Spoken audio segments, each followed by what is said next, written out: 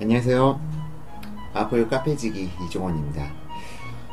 지난주 제가 강의가 잡혀져 있었어요. 강의 한 200분을 모시고 강의를 진행했는데, 그 강의를 갖다 준비하는데 할애된 시간이 너무 좀 길다 보니까 이번 주는 업무가 너무 많이 밀렸습니다. 업무가 많이 밀렸는데도 불구하고 사실 좀 최근 부동산 시황이라든가 아니면 지난주 최대 이슈였죠. 김현미 국토교통부 장관님의 취임사 발언 내용, 종합적으로 좀 지난주 좀 약간 이슈될 만한 것들이 많았는데요. 그렇다면 실제 지난 5월 부동산 상승의 원인이 무엇이었는지, 그리고 김현미 국토교통부 장관님의 발언 사항이 좀 제가 아는 것과 좀 다른 내용은 무엇인지 한번 짚어보도록 하겠습니다. 일단 원래는 제가 항상 칼럼을 작성하는데 지금은 도저히 칼럼을 작성할 시간이 안 돼가지고 좀 짧은 시간 내에 여러분들께 제가 알고 있는 걸 공유해드리고, 가장 효과적인 수단이 아무래도 동영상 촬영일 것 같아서 지금 이렇게 동영상 촬영을 진행해보고요. 반응만 괜찮다면 앞으로 동영상 촬영 기회도 종종 늘려가도록 하겠습니다. 이번에 사실 김현미 국토교통부 장관님, 원래 국회의원 출신이시죠? 국회의원 출신이시기에 이 분의 취임사 내용이 좀 응당 이해가 가는 부분이 있어요. 국회의원의 발언사항은 좀 많이 자극적이어야 합니다. 그래야 사람들 귀에 많이 잘 들리거든요. 아직 지금 취임사 내용을 보면은 아직 장관으로보다는 국회의원으로 활동하신 기간이 길다 보니까 그게 좀 많이 녹아있는 것 같아요. 김현미 국토교통부 장관님 취임사 내용, 이 취임사 내용을요 정말 많은 분들이 보내주셨어요. 건설업에 계신 분, 금융권에 계신 분, 그리고 절세기술 작가님이시죠, 김동우 작가님도 이걸 갖다 저한테 카톡으로 보내주셨더라고요. 이걸 왜 보내주셨을까요? 이걸 다뤄달라는 무언의 압박이 아니었을까, 그렇게 생각합니다. 참 부담되는 건 다 아포유가 많이 맡아요. 국토교통부 장관님의 발언사항을 갖다가 제가 좀 이야기를 한다는 게, 저 같은 필부가 감히 국토교통부 장관님의 발언사항을 갖다가 나는 좀 다른 생각이 다른데요 라고 얘기하기가 좀 약간 부담이 되기도 합니다. 일단 본론으로 들어가기에 앞서서 아포유가 아포유는 투기 카페야 라고 생각하시는 분들 많은데요. 아포유는 결코 투기 카페 아니고요. 오히려 아포유에서는 시장이 과열될 때 좀 냉각시키는 그런 역할을 하고요. 시장이 침체되었을 때 이때가 기회다, 지금 매수하세요 라고 시그널을 갖다 항상 보냅니다. 저는 결코 부동산 투기 과열을 갖다 원하지 않고요. 제가 집을 갖다가 수십 채 가지고 있는, 수채 가지고 있는 그런 자본가 계층? 그런 계층도 아닙니다. 아주 평범한 삶을 살고 있고요. 지난 한 10년간 건설업계에서 종사하면서 제가 느낀 부동산 시황, 그리고 부동산에 대해서 여러분들이 쉽게 알 수 없는 그런 정보들을 갖다가 공유해드리기 위해서 아포유를 만들었고요. 아포유는 투자자를 위한 카페, 투기자를 위한 카페가 아니고 실수요자들을 위한 카페라고 보시면 됩니다. 자, 이제 본론으로 들어갈게요. 김현미 국토교통부 장관님 취임사 쭈루루 말씀을 하십니다. 말씀을 하시다가 좀 저와 좀 견해가 다른 부분은, 아직도 이번 과열 양상의 원인을 공급 부족에서 찾는 분들이 계신 것 같습니다. 그러나 실제 속내를 들여다보면 현실은 다릅니다. 이 자리를 빌어 자료 하나를 공개하겠습니다. 자료 하나를 공개해 주신 모양이에요. 실제 집을 구매한 사람들이 어떤 사람들인지 파악하기 위해 주택 가격이 과열됐던 올 5월과 지난해 5월 주택거래 현황을 비교해 봤습니다. 공급 부족 때문이라면 실수요자들이 많이 몰렸겠지요. 그런데 올해 5월 무주택자가 집을 산 비율은 전년 동월 대비 오히려 마이너스를 기록했습니다. 자, 이건요 지극히 일반화의 오류입니다. 제가 이게 일반화의 오류라고 말씀드리는 건요, 김현미 국토교통부 장관님 말씀처럼 4월 달에 거래가가 상당히 낮다가 5월 달에 거래가가 폭등을 했다면 김현미 국토교통부 장관님의 말씀이 응당 맞아요. 하지만 주택시장이 결코 그렇게 흘러오지는 않았습니다. 1, 2, 3, 4월달 지속적으로 상승해왔고 5월달까지 연결된 것 뿐이에요. 그리고 이걸 갖다 상승으로 볼 수 있느냐, 회복으로 봐야 되느냐, 그 부분도 좀 논란의 여지는 있죠. 자, 이 부분을 갖다가 제가 반론을 갖다가 한번 펼치기 위해서 국토교통부 실거래가 자료를 한번 쭉 끌어왔습니다. 이게 국토교통부 실거래가 자료고요. 그걸 갖다가 제가 차트화 시킨 겁니다. 보시다시피 서울특별시 아파트 거래량과 아파트 평균 거래가, 그리고 아파트 전월세 거래량까지 해서 쭉 정리를 했어요. 여기서 사실 지금 부동산에 개입하신 분들이 투자자인지 아니면 실수요자인지 판단이 가능한 지표가 있습니다. 무엇일까요? 아포유에서 계속 글을 봐오신 분들은 아실 거예요. 아포유가 무슨 얘기 하려고 하는구나. 맞습니다. 2년 주기론이에요. 2년 주기론, 제 책을 홍보하려는 건 아니지만, 예, 대한민국 아파트 시장 인사이트, 이 책을 보시면 2년 주기론에 대해서 자세히 나와 있고요. 2년 주기론이라는 거 그래도 간단하게 설명을 드리자면은, 우리나라 주택시장은 주택임대차보호법에 의거해서 2년 단위로 비슷한 거래 패턴을 갖다 보입니다. 이게 매매 시장에서도 뭐 그런 패턴을 보이긴 하지만요, 주택임대차 시장에서 보다 강력하게 이런 효과는 나타나죠. 주택임대차 시장. 자, 이걸 보기 위해서는, 자, 아파트 전월세 거래량을 보면 돼요. 지금 위에 진한색이, 파란색이 월세 거래, 밑에 푸른색이 전세 거래라고 보시면 되고요.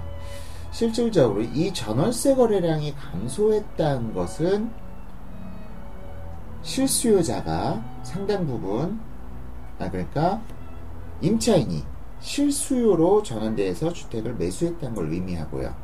반대로 임대차 거래량이 증가한다는 것은 실수요자들이 집을 사지 않고 전세로 아니면 혹은 월세로 그대로 유지하고 있다는 걸 의미하겠죠. 그런 의미에서 살펴보면은 지금 사실상 전월세 거래량이 조금씩 매년 감소하는 모습을 보이고 있습니다.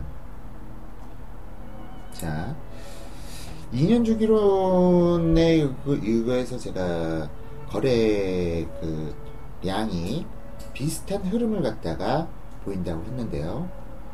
항상 보면요, 1, 2, 3월 달에 임대차 거래량이 항상 높게 나타나요. 지금 여기는 2017년 1, 2, 3, 4월 달과 비교하기 위해서 2015년, 13년, 11년을 표기해 놨는데요. 이뿐만 아니라 2012년 1, 2, 3월 달, 2014년 1, 2, 3월 달, 2016년 1, 2, 3월 달 좀 이상하긴 한데요. 이 부분을 보시면은 실질적으로 비슷한 패턴에 의해서 전월세 거래가 매년 혹은 2년 단위로 반복되고 있다는 것을 여러분들이 아실 수가 있습니다. 그런데 여기서 패턴이 좀 달라진다? 뭔가 상황의 변화가 이루어졌다는 걸 이야기하죠. 자, 상황의 변화가 가장 크게 이루어졌던 것이 2016년이라고 볼 수 있어요. 2016년 1, 2, 3월 달. 지금 마우스를 따라 보시면 돼요. 2016년 1월달, 2월달, 3월달 2년 주기론에 의거해서 2년 전으로 돌아가 볼까요? 자, 2014년 2016년에서 2년 전이니까 2014년이겠죠. 2014년 1, 2, 3월달. 야, 보세요. 임대차 거래량이 확 줄어들었죠. 약 2000세대 이상, 월별 2000세대 이상의 임대차 거래량이 줄어들었습니다. 이게 무엇을 의미하죠? 실수요자가 주택 임대차 시장에 실수요자가 매매 시장에 개입됐고, 이만큼 이 해당 세대만큼 전월세 거래량이 줄어든 거죠. 실수요자가 시장에 개입했기 때문에. 이런 의미에서 실수요자가 시장에 개입을 했는지 아니면 투자자가 시장을 개입했는지 유추해 볼 수가 있습니다. 자, 그러면은 지금 현재 논란이 되고 있는 올해 1, 2, 3, 4월달 5월달의 폭등이 과연 투기자에 의해서 상승했느냐, 그 부분을 갖다 이걸로 또한 검증이 가능하죠.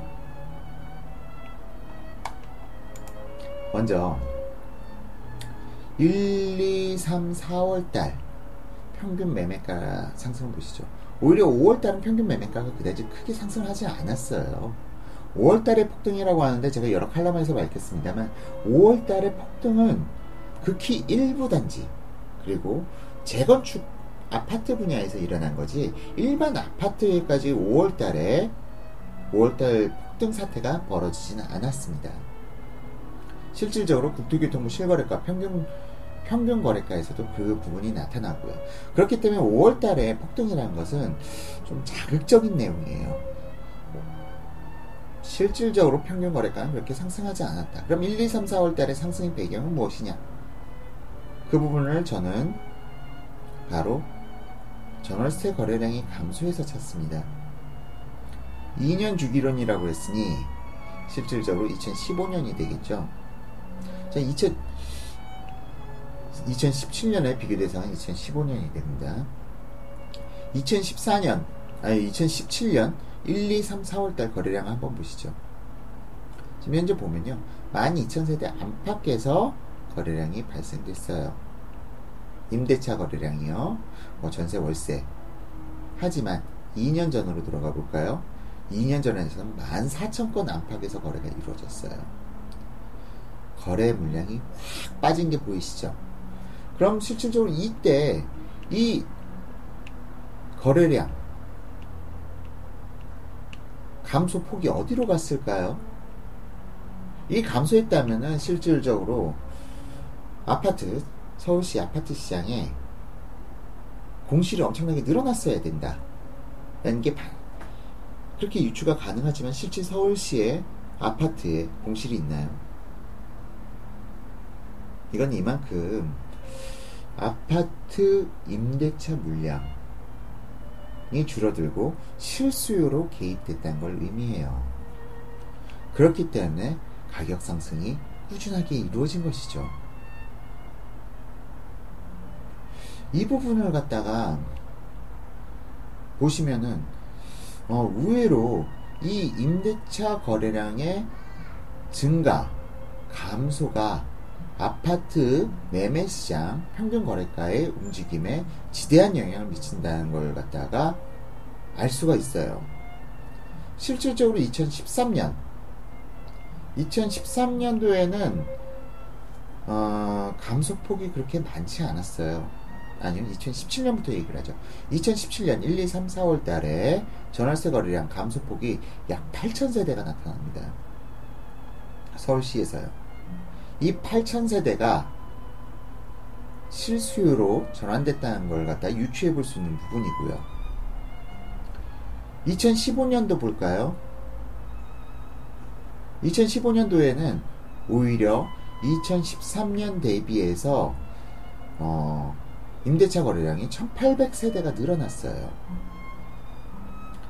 1,800세대가 늘어나다 보니까 실질적으로 매매가 상승은 좀 더디게 나타났다 라고 볼 수 있는 대목이고요. 이렇게 해서 접근하는 게 정확하지는 않습니다. 정확하지는 않지만 여러 부분에서 이런 부분들이 좀 어느 정도 증명하고 있어요. 예를 들어서 부산광역시로 한번 넘어가 볼까요?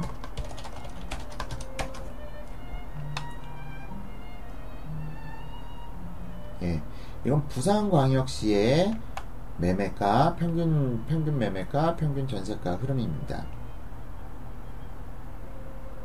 역시 전월세 거래량으로 해서 한번 판단을 해볼게요. 자,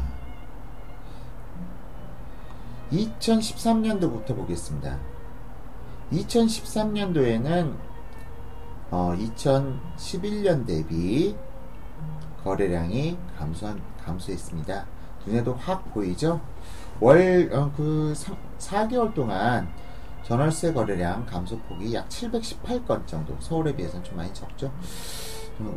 움직임 폭이 상당히 적은데, 부산의 경우 718건 정도의 임대차 거래량이 감소를 했어요. 이게 실수요로 전환됐을 수 있다 라고 유추할 수 있다고 말씀드렸죠. 매매가 상승의 패턴을 보입니다. 반면